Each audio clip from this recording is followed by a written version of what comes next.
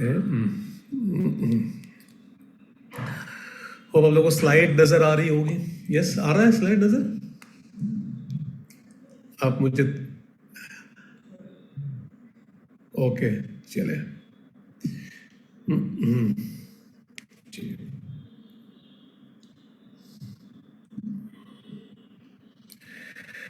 चले।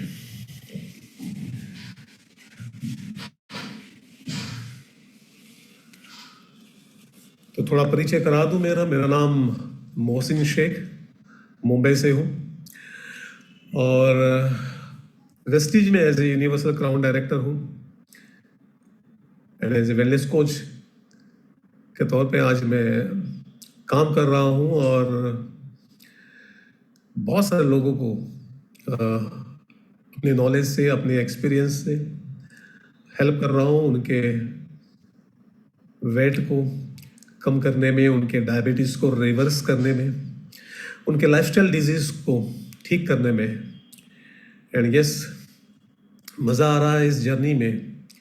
मज़ा इसलिए आ रहा है कि ये तो मुझे आप आज देख रहे हो इस सिचुएशन में, लेकिन अगर आप मुझे 5-6 साल पहले अगर मिलते हैं तो मेरा जो शरीर था वो इस तरह से दिखाई देता था। मैं तकरीबन 85 kg मेरा वज़न था। मैं डायबिटिक पर्सन था। मेरा जो HbA1c था वो तकरीबन 10.9 लगभग 11 के करीब पहुंच चुका था। एंड डायबिटिक की वजह से BP की शिकायत, कोलेस्ट्रॉल की शिकायत हो गई। उसके जो परिणाम, जो साइड इफ़ेक्ट थे वो ये थे कि वीकनेस, कमज़ोरी, एनर्जी हमेशा लो रहती थी। तो बहुत सारे हेल्थ इश्यूज थे। और अगर मैं अपने कुछ रिपोर्ट्स अगर बता दूं तो ये रहा मेरा शुगर लेवल। अगर आप देखोगे कि मेरा फास्टिंग शुगर ही 250 से ज़्यादा रहती थी। मेरी PP यानी खाने के बाद की शुगर की अगर मैं बात करूं तो तकरीबन 300 के करीब रहती थी। तो आप अंदाज़ा लगाए कि मेरी शुगर थी वो बहुत ज़्यादा हाइपर थी, हाई थी। एंड कहते ना कि अगर आप किसी चीज़ की तलाश करते हैं, किसी चीज़ के लिए अगर आप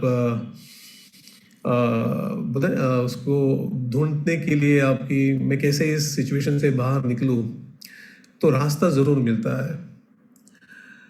तो अगर मैं आज की सिचुएशन बता दूं तो मैं आज अपना 10 kg फैट कम कर चुका हूँ, लूज़ कर चुका हूँ।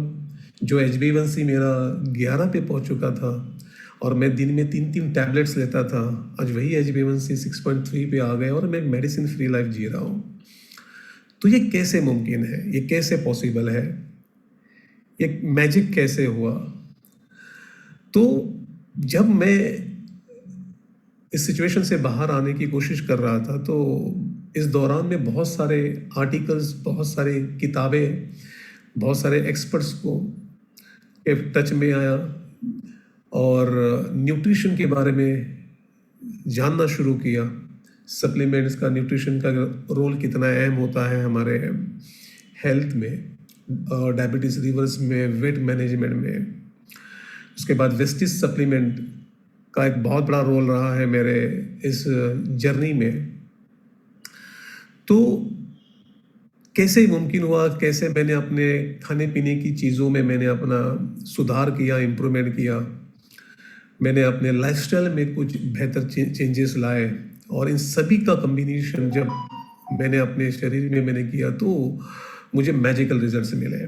ठीक है, तो ये रहा अब तक की मेरी जो जर्नी रही है। तो आज हम जिस टॉपिक पे बात करने वाले हैं, जिस विषय को आज हम बात करने वाले हैं, और मुझे ऐसा लगता है कि आज की जानकारी आपके लिए बहुत पावरफुल इंफॉर्मेशन साबित होगी। और मैं सभी कोचेस से रिक्वेस्ट करूंगा कि अपनी डायरी पेन अपने साथ ज़रूर रखें, कि जो इन्फॉर्मेशन है इसको ज़रूर नोट डाउन करें। ये आपके लिए बहुत बहुत बहुत काम में आने वाली इन्फॉर्मेशन है। ठीक है, तो वेट मैनेजमेंट एक ऐसा टॉपिक है कि जहाँ पर लोगों को जो है अलग अलग एक्सपीरियंसेस आते हैं, अनुभव आते हैं। जैसे मुझे, जब मैंने अपनी जर्नी की शुरुआत की तो मुझे इनिशियल स्टेज में बहुत सारे चैलेंजेस आए और उन चैलेंजेस से ही मैंने कुछ चीज़ें सीखी, समझी कि क्या चीज़ें करने से और क्या चीज़ें नहीं करने से जो है रिजल्ट्स आते हैं। ठीक है। और आज का ये सेशन ही वाकई आपके लिए आई ओपनिंग होगा, गेम चेंजिंग होगा, और वेट लॉस को बहुत अच्छे तरीके से समझने में आपको आसानी होगी। वेट और आज का सेशन मैंने बहुत आसानी से और इजीली इसको डिज़ाइन किया हुआ है, तो एक छोटा बच्चा भी जो है आसानी से इसको समझे। तो ऐसी मैंने कोशिश की है ये इस आज के प्रेजेंटेशन को डिज़ाइन करने में। तो शुरू करते हैं इस जर्नी के सेशन की। तो सबसे बड़ा सवाल जो हर किसी के जहन में जब वो अपनी वेट लॉस जर्नी शुरू करता है, तो कुछ प्रॉब्लम्स, चैलेंजेस वो ज़रूर फेस करता है। और मैंने भी ये चैलेंजेस ज़रूर फेस किए हैं मेरे इस जर्नी में, और आपको भी आपके टीम से, आपके क्लाइंट से, यूज़र से, इवन अगर आप खुद वेट लॉस जर्नी पे है तो आपको भी ये कुछ चैलेंजेस ज़रूर आए होंगे। तो सबसे पहला सवाल ये है कि जब हम इस जर्नी की शुरुआत करते हैं तो why am not losing my weight, मैं अपना वजन क्यों नहीं कम कर पा रहा हूँ? अगर हो रहा है तो इतना धीमे से भी क्यों हो रहा है? क्या वजह है कि मैं सब कुछ कर रहा हूँ, मैं सब कुछ कर रही हूँ, ठीक है ना, उसके बाद भी मेरा वजन घट नहीं रहा है, कम नहीं हो रहा है? क्या ऐसे सवाल, ऐसे रीजंस आपको आपके क्लाइंट से आते हैं या नहीं आते हैं? मुझे चैट बॉक्स में लिखकर बताइए, क्या आपको ऐसे सवाल आते हैं कि नहीं आते हैं?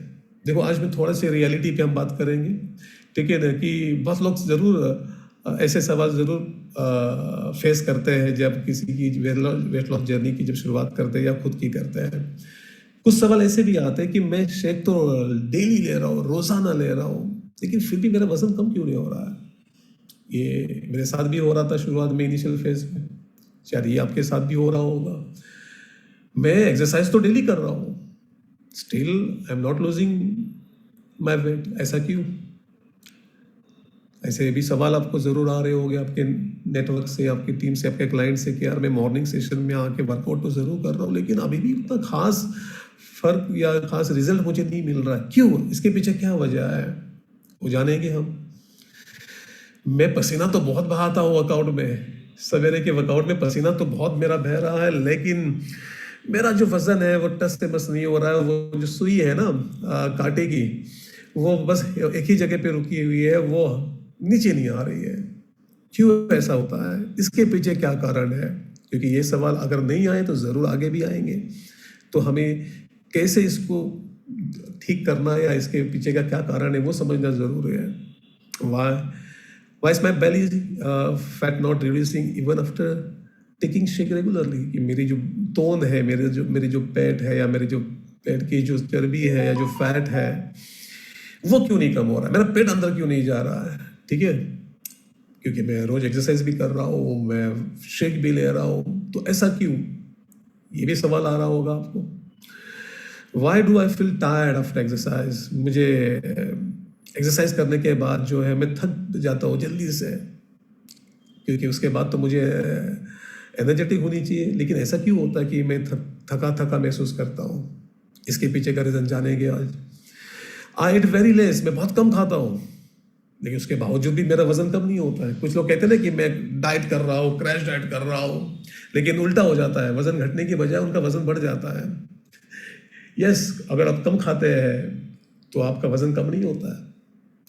तो ये तो आम सवाल होगा, शायद आपको बहुत बार बार आपको आपकी टीम से आ रहा होगा या आपके क्लाइंट से आ रहा होगा, ठीक है, उसका भी जवाब देखेंगे हम।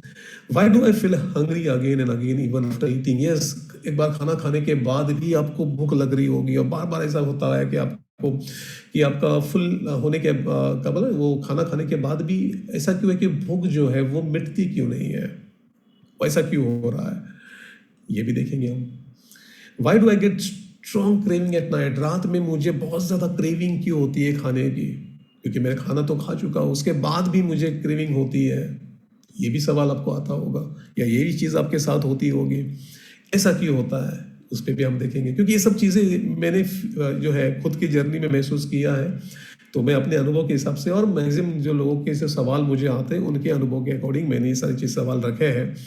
तो why do I have strong sweet और जंक फूड क्रेविंग, मुझे मीठा खाने की और जंक खाने की जो क्रेविंग है वो क्यों होती है ज़्यादा, ठीक है। ये भी आपको महसूस किया होगा। वाई डू दो अलग अलग जो पर्सन है वो सेम फूड या सेम न्यूट्रिशन लेते हैं, लेकिन दोनों का अलग अलग रिजल्ट्स आते हैं। आप ये सोचते हैं ना कि आप कई महीनों से अपना मनपसंद पकवान खाना जो है आपने छोड़ दिया है, आप रोज़ाना एक्सरसाइज कर रहे हैं, जिम कर रहे हैं, आप डाइट कर रहे हैं, शेक ले रहे हैं, सब कर रहे हैं, लेकिन आपका वज़न कम नहीं हो रहा है या उतना तेज़ी से कम नहीं हो रहा है जितना आपका फ्रेंड, आपका दोस्त जो आपसे शायद उतना ज़्यादा डाइट नहीं कर रहा है, लेकिन फिर भी वो कुछ वर्कआउट और कुछ चीज़ें करने से उसका वज़न आपसे ज़्यादा तेज़ कम होता है। तो ऐसा क्यों होता है कि सेम न्यूट्रिशन लेकिन रिजल्ट्स अलग अलग है? तो ये भी हम देखेंगे। तो ये कुछ सवाल है और कुछ आपको शायद आ रहे होंगे या नहीं है, तो भविष्य में भी ज़रूर आएंगे। तो मोस्टली लोगों को जो लगता क्या है, लोगों की सोच क्या है जब वेट मैनेजमेंट की जब बात आती है कि अगर किसी का वज़न अगर कम करना है, तो मोस्टली लोगों की सोच ये होती है कि कम खाओ, ज़्यादा एक्सरसाइज करो तो वज़न कम होगा। क्या ये राइट फार्मूला है? आप चैट बॉक्स में लिखकर बताएं मुझे कि राइट फार्मूला क्या है, वज़न कैसे कम होगा। कोई बताना चाहेगा तो आप लिख कर बता सकते हैं कि क्या एग्जैक्ट फार्मूला है कि जिससे हम अपने वज़न को कम कर सकते हैं। तो लोगों की सोच में आज हम देखा जाए तो ये एक फार्मूला बैठा हुआ है, लेकिन ये फार्मूला जो है ये 100% काम में आएगा ज़रूरी नहीं है, ठीक है ना। यस, एक्सरसाइज तो ज़रूरी है, वो तो पार्ट है, लेकिन आपको एक चीज़ समझना और ज़रूरी, जो आप मिस कर रहे हैं, जो आप नज़रअंदाज कर रहे हैं उस चीज़ को, और मुझे ऐसा लगता कि उसके बगैर आपका वेट लॉस करना और फैट लॉस करना ये नामुमकिन है। तो most people believe that losing weight only requires eating less and exercising more, लेकिन मैं बताना चाहूँगा but scientifically 70% of weight loss depends on hormone, not just calorie। ये स्लाइड बहुत इंपॉर्टेंट है क्योंकि आज तक हम प्रोडक्ट नॉलेज बहुत लेते हैं। हम एज ए कोच, देखो एक कोच और एक एक्सपर्ट कोच में यही अंतर है कि कोच बनने के बाद हम सोचते हैं कि चलो मैं प्रोडक्ट नॉलेज ले लेता हूँ और उन प्रोडक्ट से रिजल्ट देता हूँ, लेकिन प्रोडक्ट नॉलेज तो इंपॉर्टेंट नहीं है, लेकिन जब तक आप ह्यूमन बॉडी को नहीं सीखेंगे, ह्यूमन बॉडी के मैकेनिज्म को, उसके वर्किंग को नहीं समझेंगे, आपको उतने ज़बरदस्त रिजल्ट्स कभी नहीं आएंगे। तो जितनी मेहनत आप प्रोडक्ट को समझने के लिए लगा रहे हैं, अगर आपको एक एक्सपर्ट कोच बनना है और शानदार रिजल्ट्स क्रिएट करने हैं, तो जितनी मेहनत आप प्रोडक्ट को समझने में लगा रहे हैं, आपको उतनी ही मेहनत आपको ह्यूमन बॉडी को समझने के लिए लगानी पड़ेगी। सिर्फ प्रोडक्ट नॉलेज से रिजल्ट्स नहीं आएंगे, आपको ह्यूमन बॉडी की वर्किंग और उसकी समझ भी बहुत इंपॉर्टेंट है। तो याद रखिए 70% जो वेट लॉस होता है ये डिपेंड करता है आपके हार्मोन्स पे, ना कि सिर्फ कैलोरीज पे, क्योंकि वेट लॉस केवल कैलोरी का खेल नहीं है, वेट लॉस कैलोरी का गेम नहीं है, ये हार्मोन का खेल है। यस, मैंने पता है कैलोरी इंपॉर्टेंट है, लेकिन सिर्फ कैलोरी और एक्सरसाइज पे डिपेंड करके आप लॉन्ग टर्म या फास्ट रिजल्ट्स या स्टेबल रिजल्ट्स कभी नहीं पा पाओगे। आपको उसके साथ में हार्मोन्स के बारे में जानना, समझना, उनके बैलेंस का होना बहुत इंपॉर्टेंट है। तो याद रखिए वेट लॉस सिर्फ कैलोरी इन कैलोरी आउट का खेल नहीं है, ये खेल है असली हार्मोन्स का। हार्मोन्स बहुत ही इंपॉर्टेंट रोल प्ले करता है हमारे बॉडी के बहुत ही वाइटल फंक्शनिंग के लिए, बहुत ही इंपॉर्टेंट फंक्शनिंग होते हैं इसके हमारे शरीर के अंदर।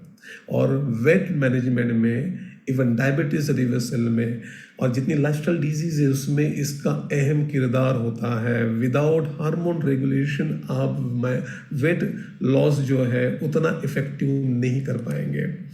तो हार्मोन्स है क्या, वो कैसे काम करता है, उसको कैसे उसकी फंक्शनिंग होती है, तो उसको समझते हैं। तो हार्मोन जो है ये एक तरह के केमिकल मैसेंजर्स है हमारे शरीर में। क्या है, एक तरह के केमिकल मैसेंजर्स है जो हमारे बॉडी के अलग अलग ग्लैंड से निकल कर खून में मिल जाते हैं और खून के माध्यम से वो फिर शरीर के अलग अलग हिस्सों में, शरीर के मतलब दिमाग में, हमारे हमारे अदर ऑर्गन्स में जाते हैं और उनको मैसेज पहुंचाने का एक तरह का काम करता है। आप एक पोस्टमैन का तरह ही बोल सकते हैं कि उनका काम है कि मैसेज पहुंचाना, सिग्नल देना।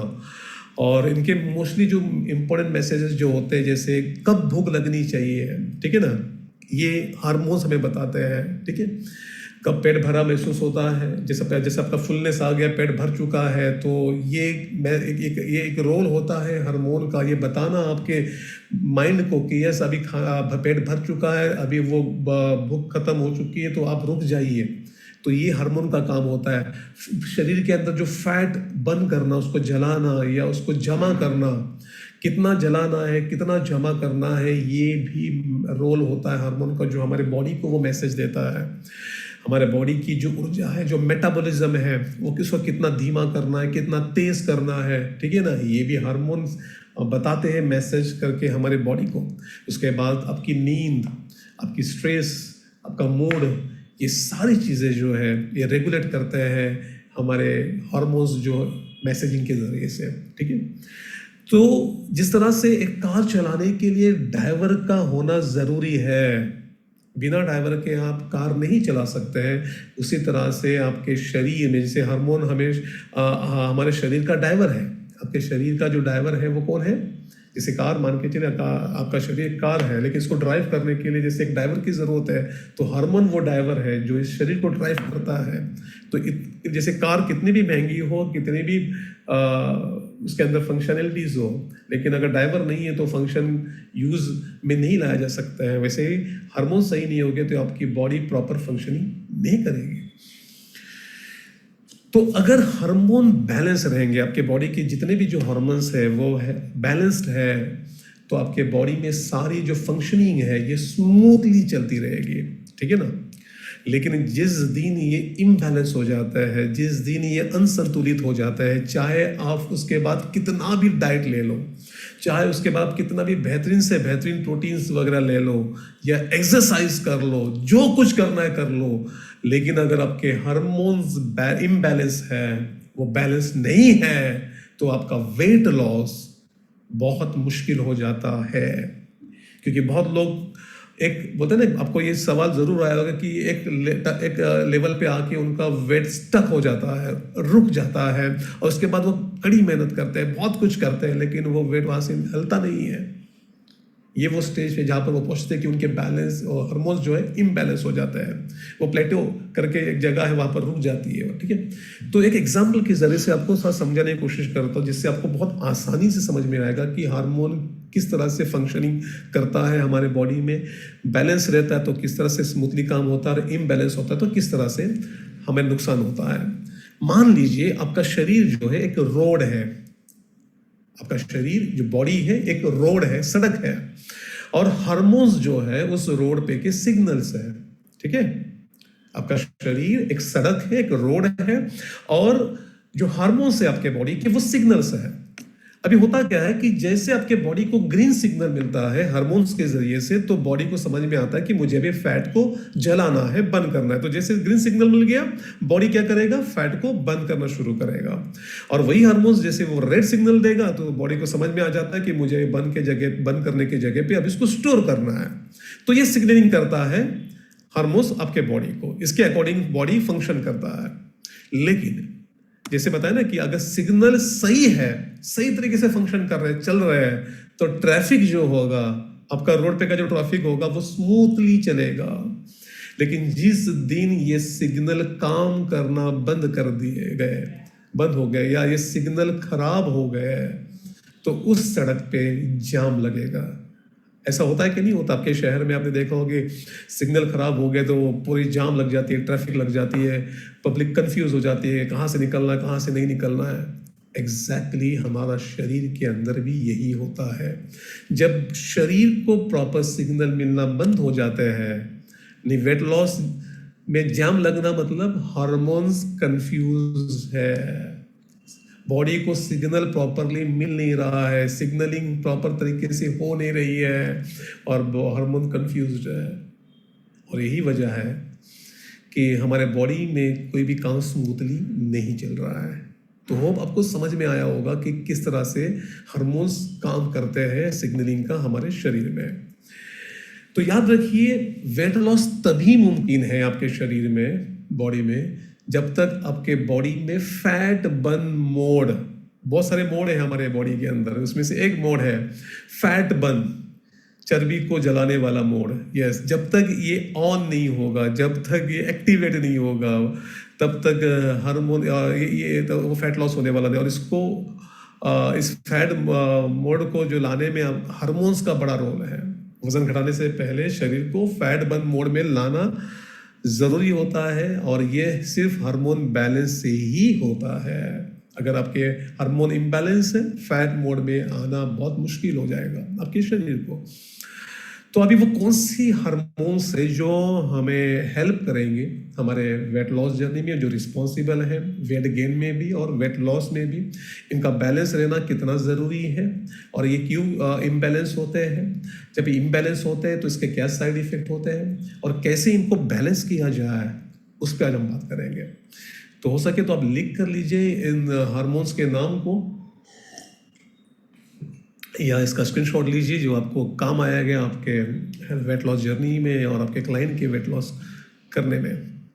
तो पहला जो हार्मोन है जो बहुत इंपॉर्टेंट है वो है insulin hormone, leptin hormones, ghrelin hormones, cortisol hormone, thyroid, oestrogen and testosterone. ये बहुत ही इंपॉर्टेंट हार्मोन्स जो रिस्पॉन्सिबल होते हैं हमारे वेट लॉस के लिए, और अगर इनका बैलेंस नहीं बना रहा तो हमारे लिए बहुत मुश्किल होती है वेट लॉस करना। तो चलिए हम बात करेंगे पहले हार्मोन्स के बारे में, वो है इंसुलिन। इंसुलिन को कहा जाता है fat storage hormone. Yes, fat storage hormone, fat जमा करने वाला हार्मोन। तो इंसुलिन कैसे काम करता है, क्या करता है? तो जब भी हम खाना खाते हैं तो खाना पेट में जाके ब्रेक डाउन होता है, ग्लूकोज में कन्वर्ट हो जाता है, ग्लूकोज यानी शुगर। तो वो बॉडी में जाने के बाद ग्लूकोज में कन्वर्ट हो जाता है, तो बॉडी से मैसेज जाता है पैनक्रियास को कि आपको बीटा सेल से इंसुलिन सिक्रेट करना है, ताकि उस शुगर को या उस ग्लूकोज को सेल्स तक लेके जाए।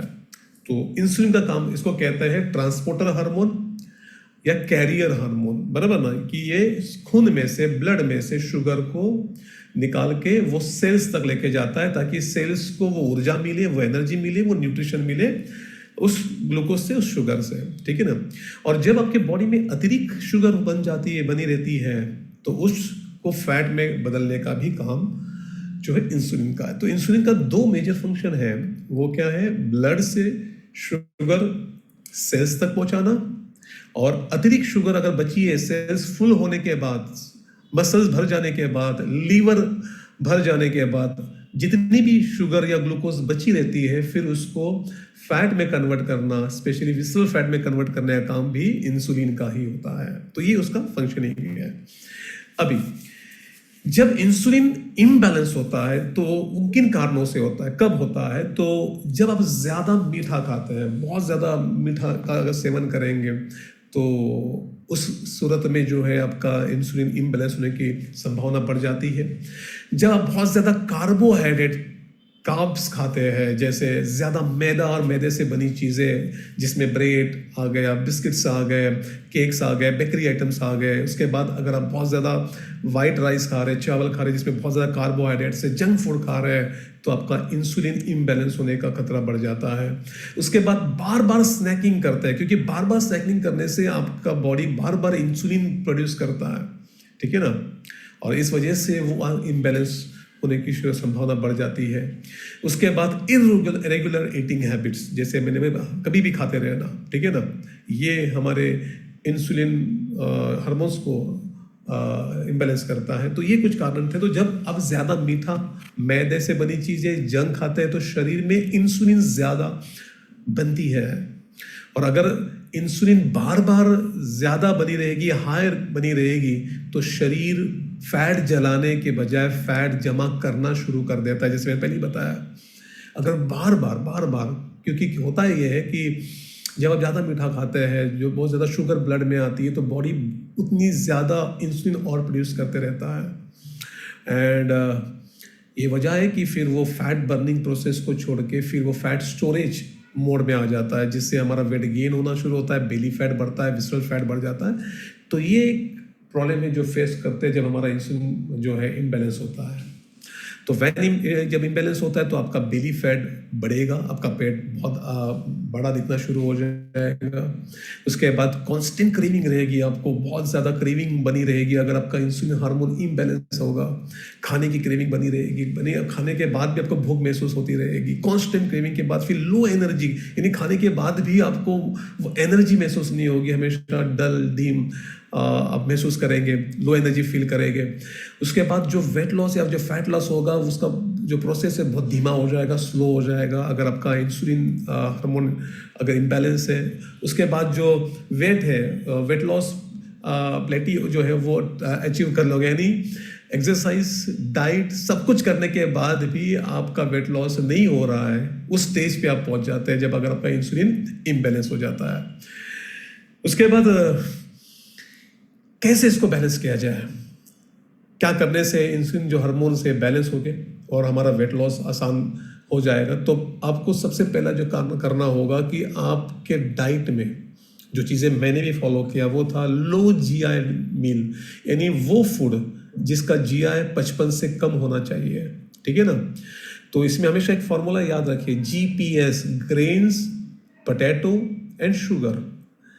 इन सभी से बनी जितनी चीज़ें आपको अवॉइड करनी है, क्योंकि इनका जितना जीआई होता है वो बहुत ज़्यादा होता है और वो आपके इंसुलिन जो इम्बैलेंस है उसको ठीक करने में वो हेल्प नहीं करेंगे। तो लो जीआई मील आपको लेना है, ज़रूरी है। आपका जो ब्रेकफास्ट होना चाहिए वो हाई प्रोटीन ब्रेकफास्ट के साथ शुरू होना चाहिए, ये आपको मेक श्योर करना है। आपका जो डाइट है उस डाइट में फाइबर इनटेक आपको बढ़ाना ज़रूरी है, उसमें फाइबर होना बहुत ज़रूरी है, फाइबर रिच डाइट आपका होना बहुत ज़रूरी है, लेना ज़रूरी है। उसके बाद avoid sugar and refined carb, जैसे बताया जीपीएस फार्मूला कि आपको शुगर अवॉइड करने हैं, कार्बोहाइड्रेट अवॉइड करने हैं जितना हो सके। उसके बाद लगातार आपको एक्सरसाइज मूवमेंट करनी है आपके शरीर की। तो इन चीज़ों से आप अपने इन बैलेंस इंसुलिन हार्मोन्स को बैलेंस करने में आपको मदद मिलेगी। चलिए हम आगे बढ़ते हैं और अगले हार्मोन के बारे में जानते हैं कि वो है लेप्टिन हार्मोन। इसका काम होता है, इसको कहते हैं स्टॉप ईटिंग हार्मोन, यानी ये बॉडी को मैसेज देता है, दिमाग को मैसेज देता है कि अब पेट भर चुका है तो आप खाना खाना बंद कीजिए। ये उसका काम होता है, मैसेज होता है, ठीक है, फंक्शनिंग होती है। तो लेप्टिन हार्मोन दिमाग को बताता है कि अब पेट भर गया है। लेकिन जब हमारी लाइफस्टाइल, गलत लाइफस्टाइल और बता रहे कि हमारी खाने पीने की आदतें जब हम खराब कर लेते हैं तो होता ये है कि इन वजह से हमारे दिमाग को जो है सिग्नल मिलना बंद हो जाता है। जैसे ही हमारे लेप्टिन हार्मोन इनबैलेंस हो जाता है तो दिमाग को सिग्नल मिलना बंद हो जाता है और वहाँ पर ट्रैफिक जाम जैसे मैंने बताया वो होनी शुरू हो जाती है, जिसका नतीजा ये होता है कि आपको बार बार भूख लगेगी, क्रेविंग्स होती रहेगी, ओवर ईटिंग होती रहेगी, आप सरप्लस कैलोरी खाते रहेंगे, ठीक है ना।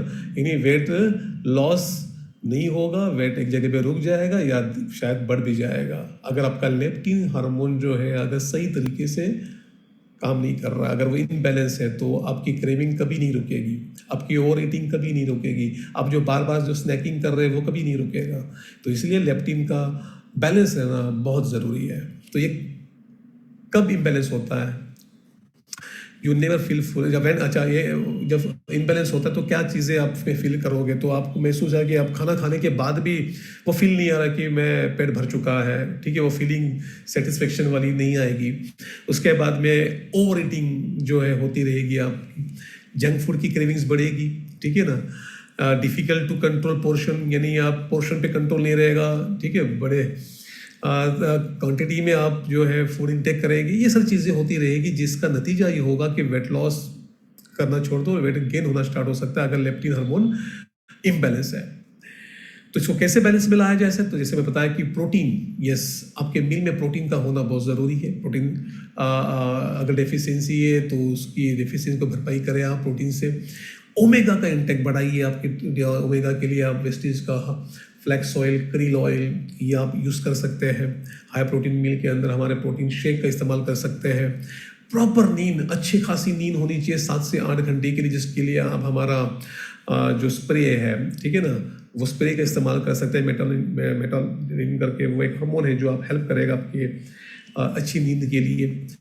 उसके बाद में आपके डाइट से जितना हो सके रिफाइंड शुगर, रिफाइंड या प्रोसेस फूड जितना हो सके उसको अवॉइड करें, और फिर उसके बाद देखें कि ये जो हार्मोन है ये धीरे धीरे बैलेंस होना शुरू हो जाएगा। अगले हार्मोन की बात करें तो ग्रेलिन हार्मोन। यस, इसका काम होता है कि tells your brain you are hungry, यानी आपके दिमाग को एक मैसेज देना कि भूख लग चुकी है, ठीक है ना, कब खाना खाना चाहिए आपको। तो भूख बढ़ाने वाला हार्मोन है ये ग्रेलिन। अगर आप देर से खाते हैं, कम सोते हैं, बार बार डाइट तोड़ते हैं, तो ग्रेलिन हार्मोन जो है ये बढ़ जाएगा। और यही कारण है कि आपकी लेट नाइट जो हंगर, आपको रात को खाने की जो आदत है, इसलिए कि आपका ग्रेलिन जो हार्मोन है ये इम्बैलेंस हो गया है। बार बार जो स्नैकिंग करने की आदत है वो ग्रेलिन के इम्बैलेंस होने से आपको फील होती है। तो यस, अगर आप बहुत देर से खाते हैं या कम सोते हैं तो ये चीज़ें आपको फेस करनी पड़ सकती है। तो जैसे बताया कि ग्रेलिन का जो काम होता है भूख लगवाता है, कि बॉडी को मैसेज देता है कि भूख लगी है तो आपको खाना खाना चाहिए। लेकिन ये कब बढ़ता है, जैसे आप देर रात खाना खाते हैं, जैसे हम कहते हैं ना कि आपको 7:30 बजे तक आपका खाना जो लास्ट मील है वो ले लेना चाहिए, और उसके बाद आपको कुछ नहीं खाना है। लेकिन बहुत लोग की जो आदत होती है 10, 9, 10, 11 बजे तक खाने की, उनकी अंदर ये बहुत समस्या देखी गई है। तो इस आदत को जल्दी से आप सुधारें कि देर रात नहीं खाना चाहिए। तो देर रात जो लोग खाएंगे उनको ये प्रॉब्लम ज़रूर होगी। कम नींद अगर जो ले रहे हैं उनको भी ये प्रॉब्लम होगी। जो क्रैश डाइटिंग कर रहे हैं, क्रैश डाइटिंग यानी बहुत कम खाते हैं और फिर सोचते हैं कि वज़न कम होगा, लेकिन उनके अंदर ये और प्रॉब्लम बढ़ेगी। तो बोलते हैं ना कि कम खाने के बाद भी वज़न क्यों बढ़ता है, तो यही वजह से बढ़ता है कि उनका ग्रेलिन हार्मोन जो इम्बैलेंस हो जाता है। तो उसके बाद जो लोग मील स्किप करते हैं उनके अंदर भी ये प्रॉब्लम देखी गई है। तो ये एक बहुत इंपॉर्टेंट हार्मोन है, अगर इसका इम्बैलेंस हो गया तो ये आपको जो बार बार आपको भूख लगती रहेगी, एवरी आवर एंड 2 आवर्स के बाद आपको घंटा 2 घंटे में आपको बहुत खाने की इच्छा होती रहेगी। तो ये एक बहुत हमारे वेट लॉस के लिए सही नहीं है। उसके बाद क्रेविंग जो होगी वो बढ़ती रहेगी आपकी। उसके बाद में आपकी इमोशनल ईटिंग, यानी आप उदास है, सैड है, डिप्रेस है, खुश है, फिर आपको खाने का मन करेगा। तो ये इसलिए होता है, ग्रेलिन अगर इम्बैलेंस है तो इमोशनल ईटिंग ज़्यादा हो जाती है। उसके बाद में लेट नाइट हंगर जो होती है वो इसी वजह से कि आपका ग्रेलिन इम्बैलेंस हो चुका है। तो कैसे बैलेंस करें, तो अच्छी खासी नींद ज़रूरी है। 7-8 घंटे की डीप स्लीप नींद की ज़रूरत है आपको, तब जाके ये हार्मोन के जितने भी हार्मोन्स हैं उनको बैलेंस करने के लिए अच्छी नींद की ज़रूरत है। उसके बाद प्रोटीन, देखिए प्रोटीन का कितना अहम रोल है हमारे सारे हार्मोन्स को अगर जो बैलेंस करना है, उनको रेगुलेट करना है, तो प्रोटीन कितना अहम होता है। इसलिए हम कहते हैं कि जो प्रोटीन शेक है, ठीक है ना, ये सिर्फ वेट लॉस नहीं है, हमारे हार्मोन को भी बैलेंस करने में उतना ही रोल प्ले का होता है।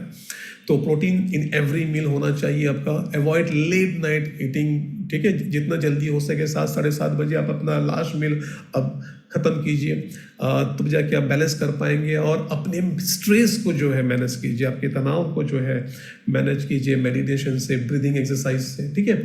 तो ये करने से आप अपने ग्रेलिन हार्मोन्स को रेगुलेट कर पाएंगे। अभी एक बहुत ही इंपॉर्टेंट एक और हार्मोन है जो वेट लॉस के लिए बहुत रिस्पॉन्सिबल, वो है कोर्टिसोल। यस, और इसको कहते हैं स्ट्रेस हार्मोन, ठीक है ना।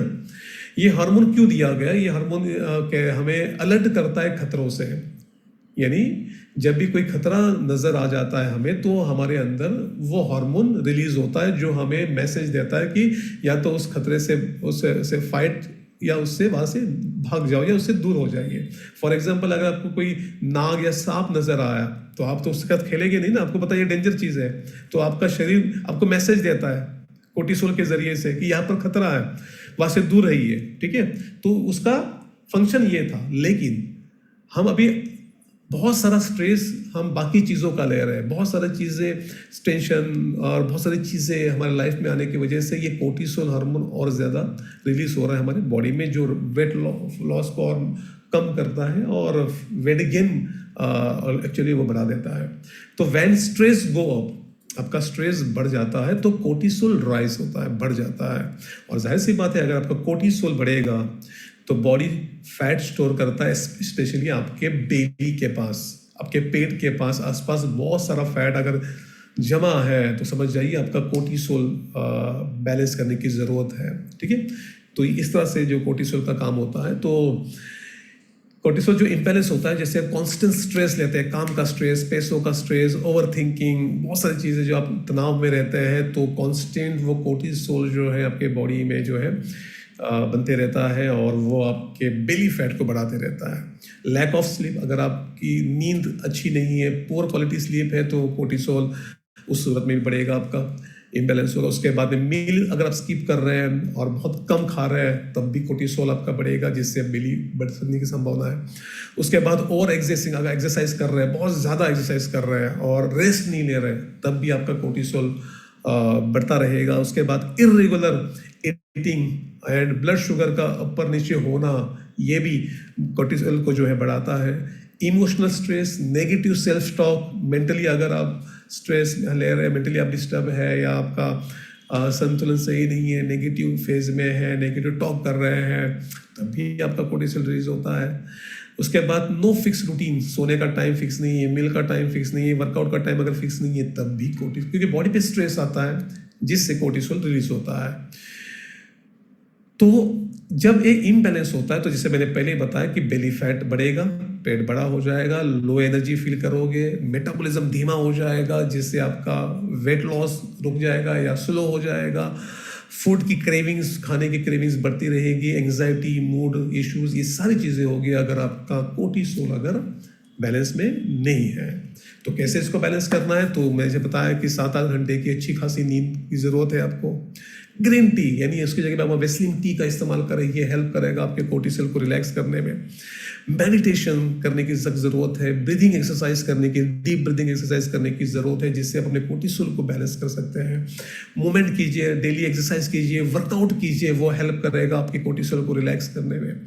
उसके बाद में आपके कैफीन का जो बोलते हैं दूध वाली चाय में क्यों छोड़नी है, ये इसलिए कि ये भी आपके कैफीन का जो इंटेक है उसको जितना कम हो सके उनको कम कीजिए, जो हेल्प करेगा कोर्टिसोल को बैलेंस करने में।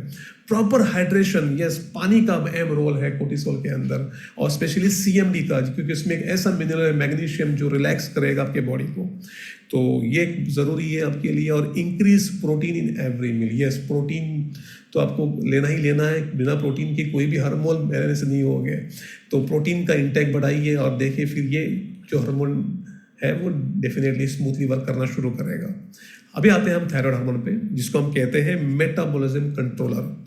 ये कंट्रोल करता है आपकी स्पीड, आपके बॉडी की जो मेटाबॉलिक स्पीड को, बराबर ना, ऊर्जा को जरा बंद करने की जो स्पीड होती है उसकी रेगुलेशन थायराइड हार्मोन में होती है। तो थायराइड हार्मोन क्या है करता है, तो ये शरीर के मेटाबॉलिक स्पीड तय करता है, कैलोरी बर्न रेट को नियंत्रित करता है।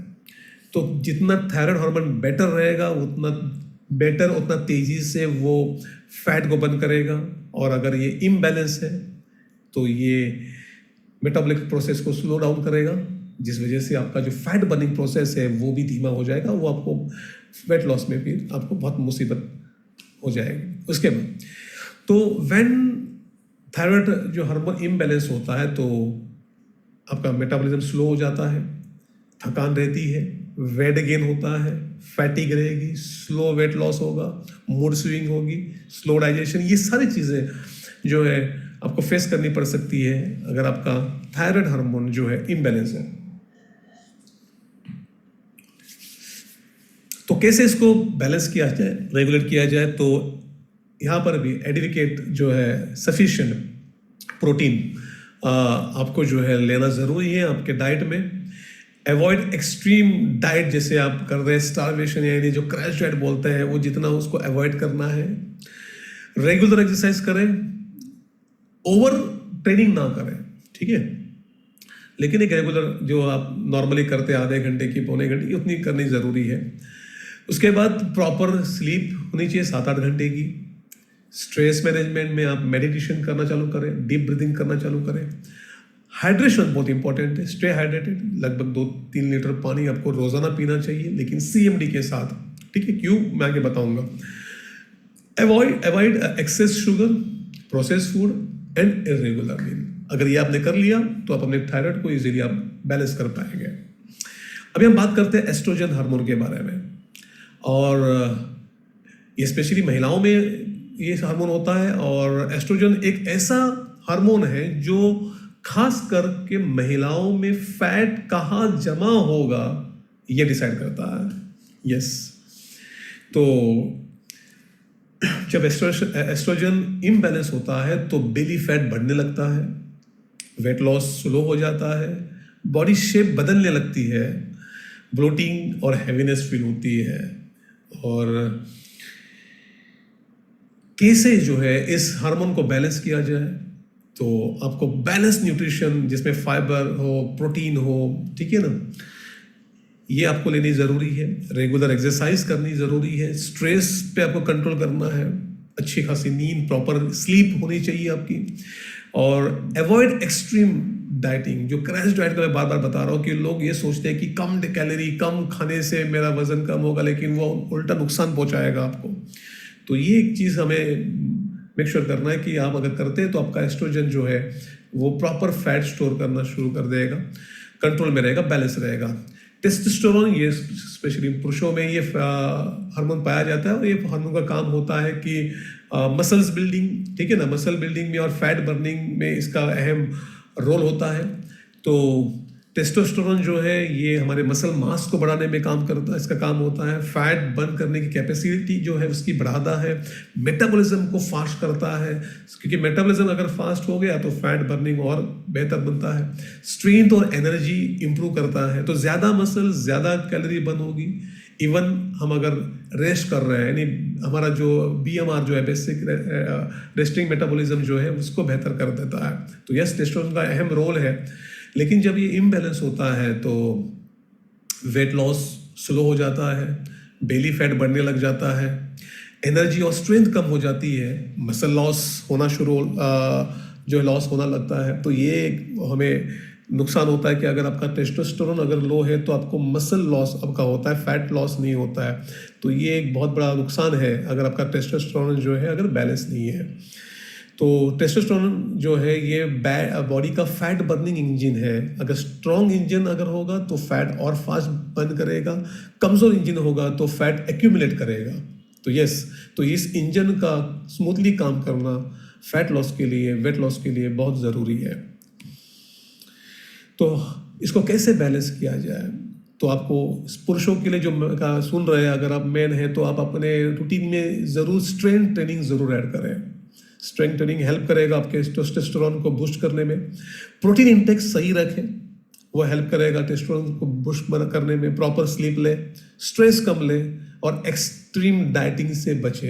ये चीज़ें करने से आप अपने टेस्टोस्टेरोन, और इसके लिए हमारे सप्लीमेंट्स है, हमारा जो एनर्जी बूस्टर जो है हमारा प्रोडक्ट है वो आप ले सकते हैं। वो हेल्प करेगा आपको टेस्टोस्टेरोन को बूस्ट करने में, बैलेंस करने में।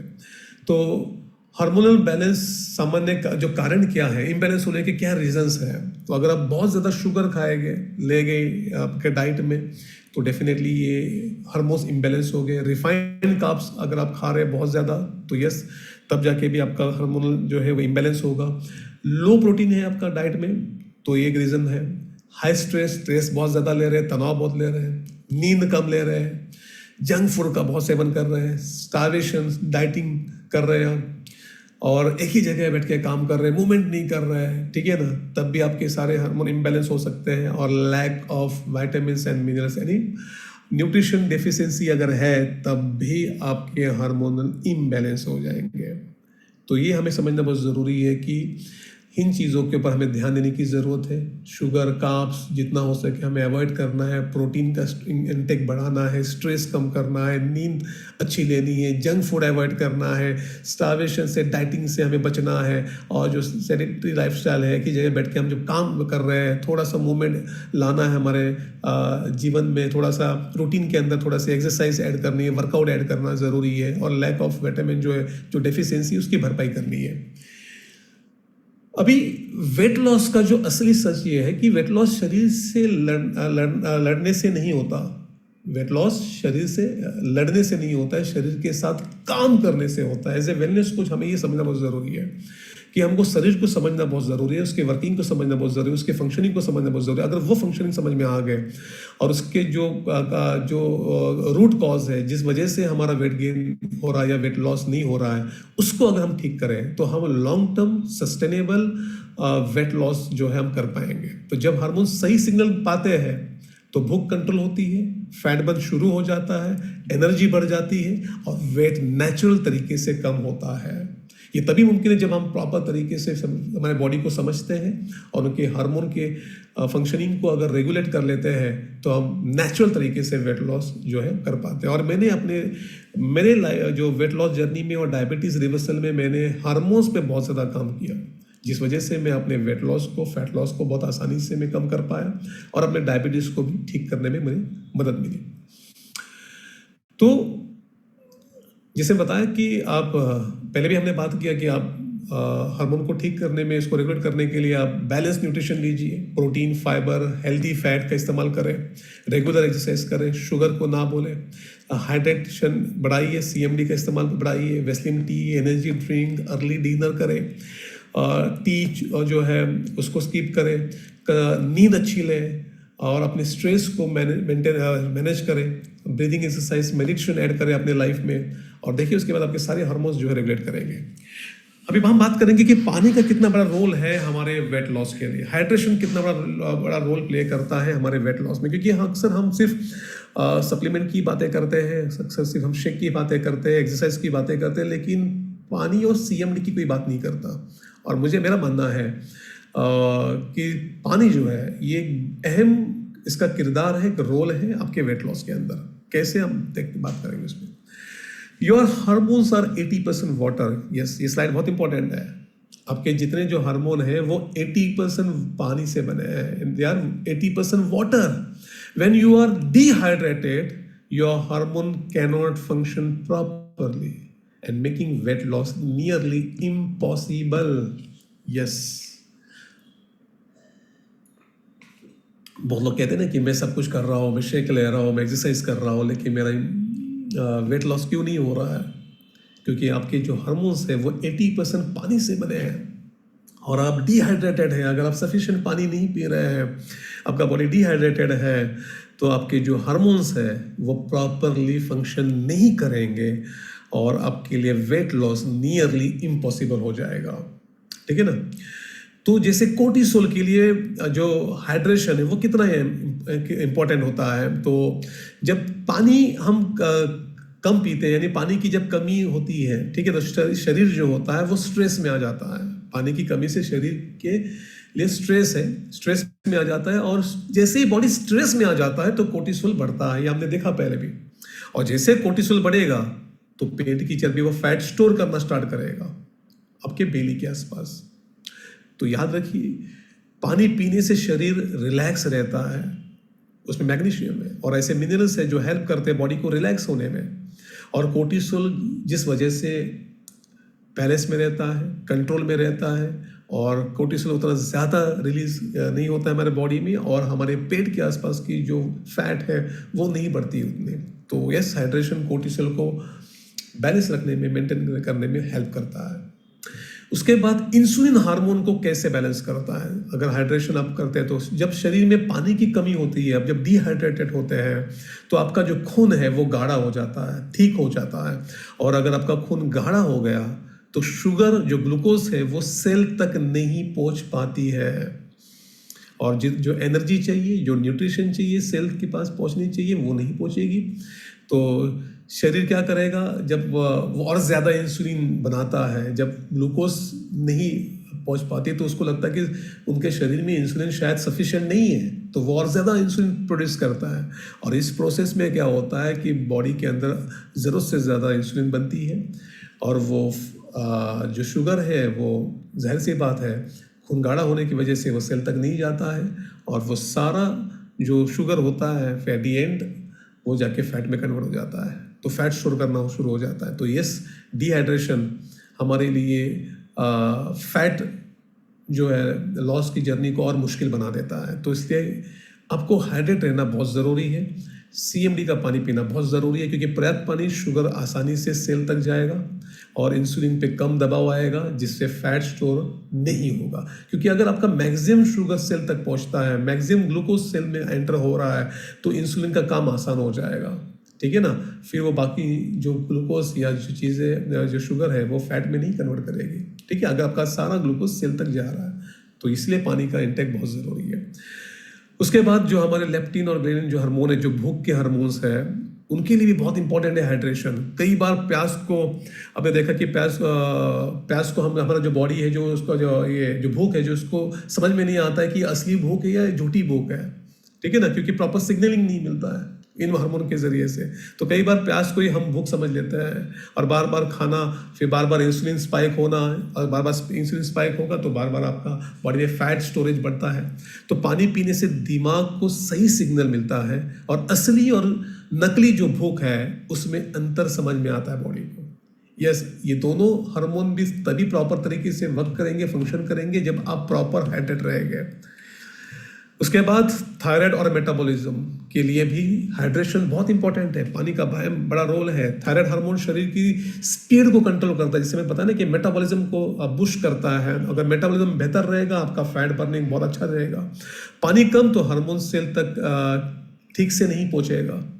और सही सी बात है कि अगर हार्मोन अगर नहीं पहुंचा सेल तक, तो आपका जो बर्निंग प्रोसेस है वो स्लो हो जाएगा, वेट लॉस धीमा हो जाएगा और आपके लिए बहुत मुसीबत खड़ा कर देगा। तो सही पानी से मेटाबॉलिज्म तेज होगा, फैट जलने में इम्प्रूव होती है और आपका वेट लॉस उतना तेजी से आपको रिजल्ट्स देता है। उसके बाद पानी के लिए इसलिए भी ज़रूरी है कि फैट को तोड़ने के लिए लिपोसिस करके एक प्रक्रिया होती है हमारे बॉडी में। जब हमारे बॉडी को ग्लूकोज या वो नहीं मिलता है तो वो फैट को तोड़ के ही एनर्जी लेता है। उस प्रोसेस को लिपोलाइसिस कहते हैं। तो फैट को तोड़ने के लिए पानी ज़रूरी है और बिना पानी के फैट जल नहीं पाता। यस, तो याद रखिए, जो हमारा पानी है वो फैट को बर्न करने का फ्यूल है। अगर फ्यूल ही नहीं मिलेगी तो आग नहीं लगी तो जलेगा नहीं फैट। तो फैट को बर्न करने के लिए हाइड्रेशन उतना ही इम्पोर्टेंट है जितना आप सप्लीमेंट, शेक, प्रोटीन जो लेते हैं। तो पानी हार्मोन को सही सिग्नल देता है और सही सिग्नल से वजन घटता है। तो वजन घटाने में जैसे बताया कि सिर्फ डाइट, कैलोरी और एक्सरसाइज ही काफ़ी नहीं है। हार्मोन को बैलेंस करना है तो उसके लिए मिनरल्स अहम रोल निभाते हैं। यहाँ पर सीएमडी का, अगर आपको लॉन्ग लास्टिंग, फास्ट, ज़बरदस्त, शानदार रिजल्ट अगर चाहिए, और अगर आप सीएमडी को अगर आपने नहीं यूज़ किया तो आपको वो रिजल्ट्स कभी नहीं मिलेंगे। तो सीएमडी अहम प्रोडक्ट है आपके वेट लॉस जर्नी में। कैसे? जैसे बताया कि ये तकरीबन इसमें 84 मिनरल्स हैं हमारे इस प्रोडक्ट में, जिसमें से कुछ अहम मिनरल्स का बड़ा रोल होता है वेट लॉस में, जिसमें से मैग्नीशियम, जो कोर्टिसोल हार्मोन के लिए बहुत इंपॉर्टेंट है, उसको रिलैक्स करने में, उसको कंट्रोल करने में। तो स्ट्रेस हार्मोन जो कोर्टिसोल को कम करता है और नींद सुधारता है। अगर बेहतर नींद अगर आपको मिलती है, आपका कोर्टिसोल कंट्रोल में रहता है, बैलेंस रहता है, क्योंकि कोर्टिसोल कंट्रोल में रहेगा तो आपकी पेट की चर्बी नहीं बढ़ेगी, वो घटेगी। नींद अच्छी रहेगी तो सारे आपके हार्मोन से वो अपने आप बैलेंस में आना शुरू हो जाएंगे। तो यस, मैग्नीशियम उसके लिए बहुत इंपॉर्टेंट है। जिंक, तो जो टेस्टोस्टेरोन और हमारा जो थायराइड हार्मोन है, ये बनाए रखने में जिंक का बहुत इंपॉर्टेंट रोल है। तो टेस्टोस्टेरोन बैलेंस अगर होगा तो फैट बर्न और मसल प्रोटेक्शन करेगा। आपका मसल लॉस नहीं होगा, बल्कि आपका फैट बर्न ज़्यादा होगा। इसके लिए जिंक बड़ा इंपॉर्टेंट रोल प्ले करता है।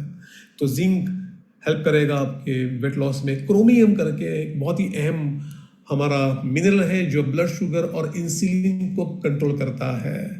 अगर इंसुलिन बैलेंस है तो फैट स्टोर कम होगा और फैट बर्न ज़्यादा होगा, याद रखना। तो इसलिए क्रोमियम का हमारे बॉडी में होना बहुत ज़रूरी है और इससे हमको सीएमडी से मिलेगा। उसके बाद सेलेनियम करके एक बहुत इंपॉर्टेंट मिनरल है जो हमारे थायराइड हार्मोन को बनाता है, और अगर थायराइड बैलेंस है तो मेटाबॉलिज्म बूस्ट होगा, तेज होगा, और मेटाबॉलिज्म अगर बूस्ट है तो कैलोरी उतनी ज़्यादा बर्न कर पाएंगे। तो अगला जो मिनरल इंपॉर्टेंट है वह कैल्शियम, जो फैट सेल्स के अंदर फैट को कम करता है और सेल्स और मसल्स को सपोर्ट करता है। यस, अगर आप फैट बर्न करना चाहते हैं और मसल्स प्रोटेक्ट करना चाहते हैं तो कैल्शियम का बड़ा रोल होता है हमारे इस प्रोसेस में। और आयरन तो हीमोग्लोबिन बढ़ाता है, ऊर्जा बनाए रखता है, और जैसे अगर आपको आयरन मिलती है आपके आपके शरीर को तो थकान कम होती है। थकान कम होगी, आप बहुत अच्छे तरीके से वर्कआउट कर पाएंगे, एक्सरसाइज कर पाएंगे, जिससे आपका मेटाबॉलिज्म बूस्ट होगा, और अगर मेटाबॉलिज्म बूस्ट होगा आप उतने अच्छे तरीके से कैलोरीज को बर्न कर पाएंगे। तो यस, आयरन का इतना बड़ा रोल है। तो ये चीज़ें जो आज मैंने डिस्कस की आपके साथ, मुझे ऐसा लगा कि बहुत सारे लोग स्ट्रगल कर रहे हैं, बहुत सारे लोग अपने वेट लॉस जर्नी में इवन अपने क्लाइंट को, अपने यूजर्स को वो रिजल्ट डिलीवर नहीं कर रहे हैं जितने रिजल्ट्स वो देना चाहते हैं। और कहीं ना कहीं उनको समझ में नहीं आ रहा है कि वज़न क्यों एक जगह आके स्टक हो चुका है, क्यों वो वज़न उतना तेज़ी से कम क्यों नहीं हो रहा है। मैं सब कुछ कर रहा हूँ या कर रही हूँ, डाइट, एक्सरसाइज, शेक से लेके सारी चीज़ें, लेकिन होप आज के सेशन से आपको ये समझ में आ गया कि कैलोरी मैनेजमेंट के साथ डेफिसिट कैलोरी तो करना ही है, लेकिन उसके अलावा हार्मोन का कितना बड़ा रोल्स होता है हमारे वेट लॉस जर्नी के अंदर, ठीक है ना। और इसके लिए मैं कहता हूँ कि ये इवनिंग वाला सेशन आपके लिए इसलिए ज़रूरी है कि यहाँ से आपको वो बॉडी को समझने के लिए, आपको और सारा बेहतर कोच बनने में ये आज के सेशन जो इवनिंग वाले वो आपको हेल्प करते हैं। तो होप ये सेशंस आपके लिए बहुत ही हेल्पफुल रहेगा, और आप लोगों ने आज शायद कुछ नई चीज़ें सीखी होगी। एंड इस इंफॉर्मेशन को ज़रूर आप शेयर करेंगे अपने टीम के साथ, अपने जो लोग जो स्ट्रगल कर रहे हैं उनको भी आप इस इंफॉर्मेशन के बारे में ज़रूर आप उनको अवेयर करेंगे। और ये उम्मीद करता हूँ कि इस इंफॉर्मेशन से आप शानदार रिजल्ट लें, लोगों को आप वो रिजल्ट दें जो वो चाहते हैं। And thank you so much, आप लोगों ने वक्त निकाला, और लगभग मुझे लगता है कि 9:30 टाइम हो चुका है। हमने कोशिश किया कि इसको 1 घंटे में इसको समाप्त करना था, एंड हम वो कर पाए। और thank you so much team champion, thank you Pawan sir जो मुझे आज मौका दिया। मैं कुछ नॉलेज में अपना शेयर कर पाया आप लोगों के साथ में, और कुछ शायद वैल्यू ऐड कर पाया हो आपके नॉलेज के अंदर। तो थैंक यू सो मच। कल दोबारा फिर से मिलेंगे एक नए कोच के साथ, नए नॉलेज के साथ, एंड इसी तरह से आप बने रहिए। तब तक के लिए wish you all the best. जय हिंद।